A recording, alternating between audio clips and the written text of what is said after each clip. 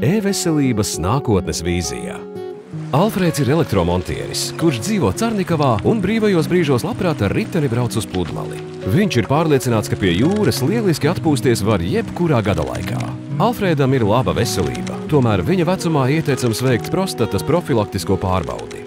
Alfrēds savā telefonā pieslēdzas e-veselībai.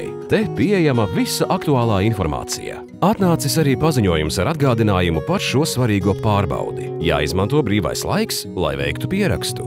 Alfrēdam atliek vien izvēlēties laboratoriju, kurā veikt pierakstu asins analīžu nodošanai. Daži klikšķi, un tas ir darīts. Plānotais pieraksts uzreiz kļūst redzams veselības plānā. Tajā viņš ierauga arī gaidāmo vizīti pie acu ārsta, par ko jau bija paspējis aizmirst. Viņš apskatās arī citu veselības plāna informāciju, lai neko nepalaistu garām. Izrakstītās receptes, veikto izmeklējumu rezultātus un daudz ko citu.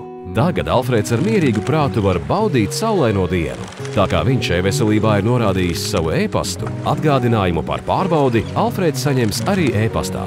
Tas patiešām ir ērti. Nākamās paaudzes e-veselība. Uz cilvēku vērsta veselības aprūpe.